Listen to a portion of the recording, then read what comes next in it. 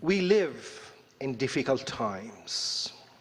We live in an age when the very future of humanity is not certain. Now, it's fascinating to read the story of human creation as it comes to us through the Quran. When God declared that he was establishing an assistant on earth who would take care of this planet for him, the angels could not understand his wisdom. And they said that the assistant that God was planning to create would cause havoc and bloodshed on earth. But God did not offer them any explanation.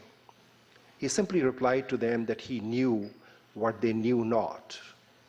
And today we wonder what it was that God knew, but the angels knew not. We were sent here to beautify this planet and to take care of it, but we continue plundering it. We continue poisoning the very air that keeps us alive. We continue turning our oceans into deadly brew. We continue depleting our resources faster than they can be replenished. We continue robbing others of their resources in the name of globalization. And we continue annihilating each other. Humanity is committing suicide. And we wonder how long it will take before we drive ourselves to extinction. We certainly live in difficult times. We live in a brave new world in which we have divided humanity into two classes. We have humans and we have subhumans. Every human is unique with a name and a face, but subhumans have no names and no faces. Human children have parents and siblings. They grow up and fall in love. They get educated and become doctors and engineers and lawyers and politicians. But subhuman children have no mothers and no fathers. They have no sisters and no brothers. They don't grow up and they don't fall in love. They don't get educated. And the only career for them is to become suicide bombers.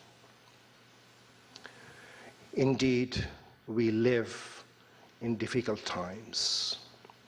We live in an age when our alliances change like the weather. Old history is wiped out and new history is written and rewritten as old friends turn into new foes and old adversaries become new partners. We stopped counting at 6 million, but the Holocaust continues. The Holocaust continues until this day as we remove old tyrants and replace them with new tyrants who continue their reign of persecution and terror. Persecution breeds terrorism, and terrorism leads to more persecution.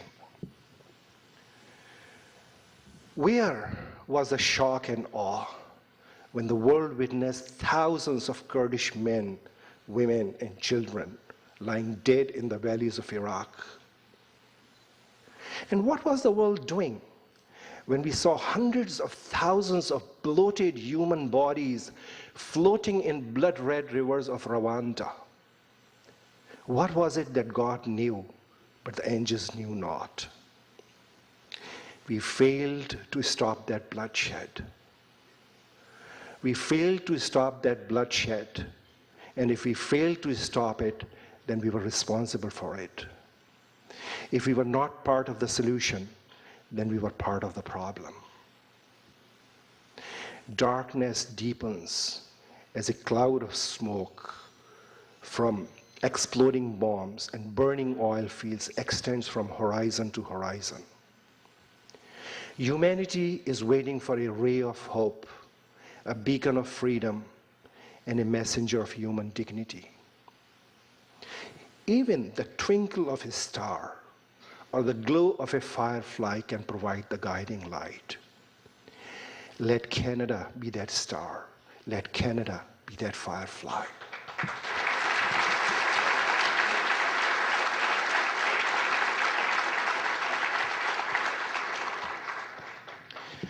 Honorable members of Parliament, we at IDRF would like you to carry a message to your colleagues in Ottawa. We are told that the Canadian Army is in shambles. Of course, we don't have any designs to invade foreign lands or to rule other people, but we do need a strong army. We need an army of engineers who can build bridges between the communities of this world. We need an army of human rights advocates who can knock on every door and tell the world that all human beings are equal. Humanity is bleeding. And we need an army of paramedics who can put soothing ointment on its wounds. If we don't become a part of the solution, then we'll certainly be a part of the problem. Thank you very much.